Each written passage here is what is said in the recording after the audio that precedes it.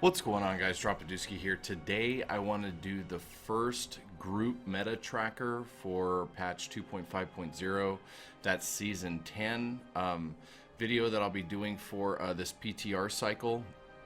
I was holding off on this because we still are a little ways out from the end of the PTR, but with, I don't know, a little less than a month left in the season, I think it's safe to say that we're getting close to what we're going to be seeing for next season. So first off, I want to jump in and say that for the first time in a long time, we can use the word variety for group meta, which is crazy. I know. In the past, it's been always the same. We've got Witch Doctor, Barbarian, Support Monk, Gen Monk, and it hasn't really changed for high-end four-man pushing for a long time. Well, with this season, there will be, as far as I can see, 3 different setups that you can viably push with. One being that same meta, as there have been no changes to the Generator Monk, so it's still going to be a really solid pick for a boss killer. But with 2 other classes coming into play for pushing, what I have up here is the current seasonal leaderboards for the PTR, and as you can see, with a 106 down, we have a Shadow Demon Hunter. Now, the rework to the Holy Point shot, letting you throw 2 additional knives.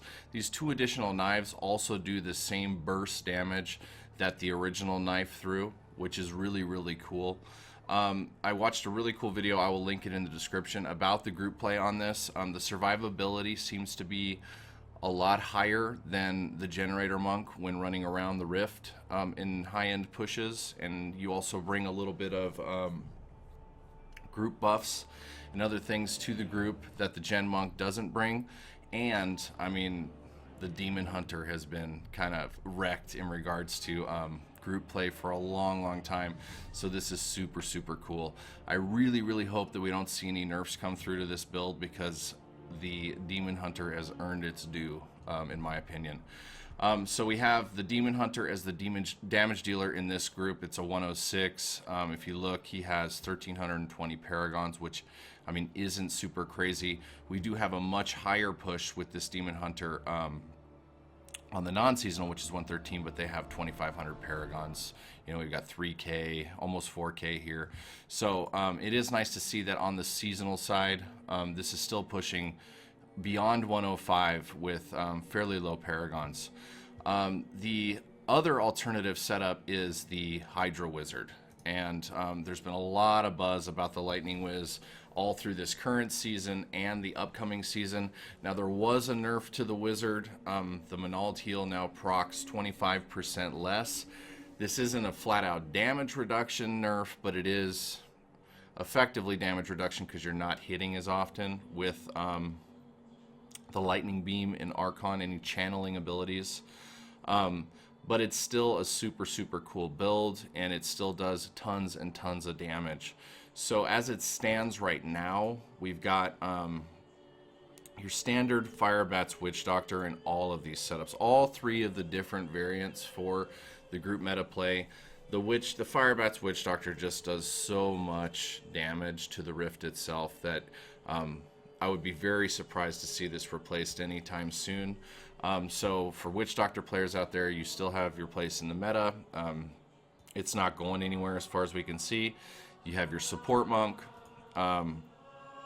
which has been around forever, and it's one of the only, if not the only, consistent healing classes in the game, which I think is kind of a shame. We should have more healers in the game so that you could have a little variety for that slot in the group meta. But as it stands, the Support Monk still holds its place firmly. And then we have the Pull Barb, which has, you know, been a staple for a long time as well. So Barbarians still have a place in the meta, but this will give some variety to those of you out there that play the role of, you know, the boss killer for group meta pushes, and allow you to still keep your Gen Monk if you want to play Gen Monk. Gen Monk I will note that in super high level griffs, Gen Monk is still going to have a little bit of an advantage over the Demon Hunter. as there really isn't anything that can rival the Gen Monk's ability to stack Stricken. Just based on the way that the kit works, you know, with Flying Dragon and attack speed, you're going to have the ability to stack Stricken very, very effectively on a Gen Monk. So it's still a really, really solid pick. If you're, you know, not tired of playing it, you can play the Gen Monk.